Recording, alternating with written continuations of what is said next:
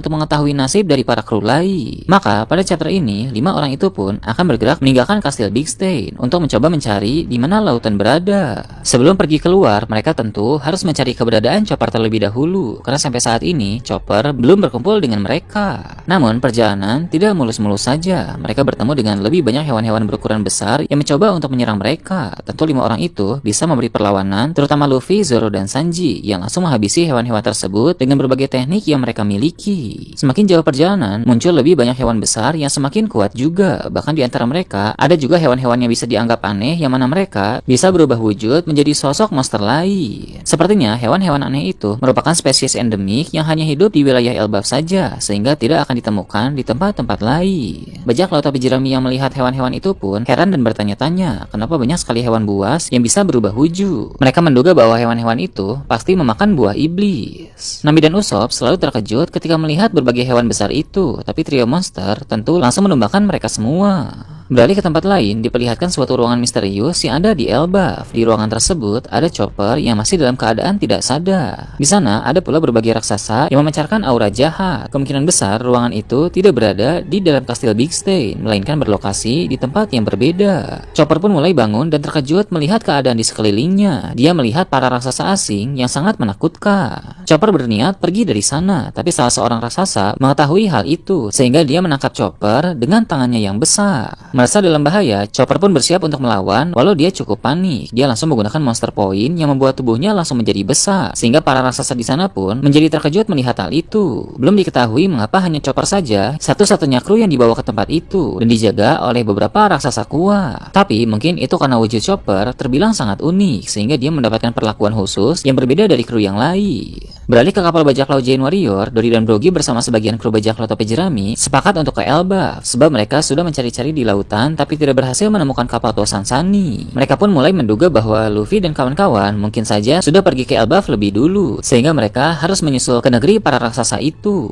Setibanya mereka di pantai Elbaf, mereka melihat kapal tua Sansani yang sudah ada di sana. Namun di tepi pantai ada beberapa raksasa yang menjaga kapal tersebut. Dory dan Brogy langsung marah melihat para raksasa itu dan bertanya apa yang mereka lakukan terhadap Luffy dan kawan-kawan. Dari sini jelas bahwa para raksasa di sana merupakan musuh dari Dory dan Brogy. Tidak semua raksasa memiliki hubungan yang baik satu sama lain. Ada pula yang bermusuhan dan saling tidak suka. Para raksasa yang sedang di pantai Elbaf itu adalah musuh-musuh dari Dory dan Brogy. Mereka berasal dari kelompok dan wilayah yang tidak saling akur. Berhubung Elbaf ini memang sangat luas, maka tak heran ada banyak wilayah yang sering bentrok satu sama lain. Karena di pulau sebesar itu dan sumber daya sebanyak itu, pasti perebutan wilayah sering kali terjadi. Ben dan Franky pun ingin masuk ke dalam kapal Sansani untuk memeriksa keadaan di dalam kapal tersebut. Tapi mereka dihalangi oleh para raksasa itu. Karena sudah jelas bahwa para raksasa tersebut adalah musuh, maka Jinbei dan Franky pun tak ragu untuk melancarkan serangan kepada mereka. Jinbei segera menggunakan salah satu pukulan dari teknik karate manusia ikan, dan Franky memakai teknik strong right. Keadaan di sana pun langsung menjadi kacau, sehingga Dory dan Brogy pun juga turun dari kapal untuk melawan para raksasa musuh itu. Dalam pertarungan tersebut, para raksasa musuh langsung terdesak. Kemampuan dari bajak laut Giant Warrior ditambah dengan kru bajak laut topi jerami jelas lebih unggul dari raksasa musuh itu. Dory pun meminta mereka untuk memanggil bos mereka. Jadi pemimpin para raksasa itu ternyata sedang tidak ada di sana. Pantas saja mengalahkan mereka terbilang cukup mudah, karena mereka memang hanyalah keroco. Mereka rupanya merupakan anggota salah satu organisasi raksasa yang ada di Elbaf. Di negeri itu terdapat cukup banyak fraksi atau kelompok raksasa. Ini mirip dengan di Wano Kuni, ada juga fraksi dari kelompok-kelompok Yakuza dari klan-klan yang berbeda.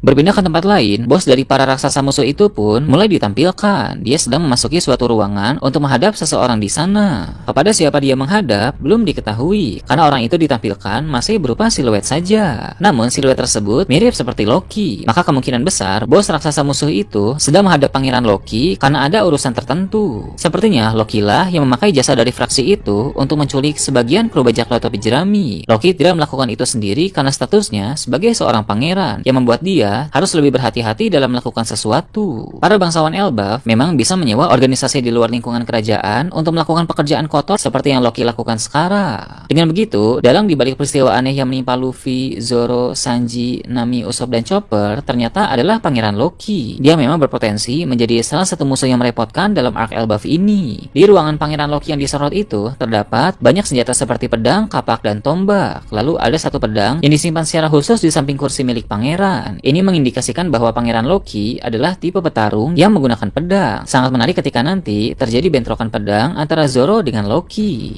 Beralih ke tempat lain lagi, diperlihatkan Mary Joyce. Ada Akainu yang sedang berada di ruang otoritas karena dipanggil oleh para Gorosei. Mereka membahas masalah kelaparan yang diakibatkan oleh pasukan revolusi. Mereka menghancurkan suplai bahan makanan yang sedang dikirim menuju Mary Joyce. Seperti yang kita tahu, masalah itu telah semakin besar dan berdampak buruk bagi para Tenryubito. Mereka mulai kehabisan stok makanan dan hal tersebut mungkin adalah pertama kalinya dalam sejarah. Rencana dari Dragon benar-benar berjalan dengan sangat baik karena masalah pangan itu menimbulkan dampak yang signifikan di Mary Joyce. Dengan begitu, maka Gorosei pun tidak bisa tinggal diam. Sebagai orang-orang yang dipilih oleh Im Sama untuk menjadi kepala pemerintah dunia, mereka semua harus bisa mencari solusi atas setiap masalah yang sedang terjadi.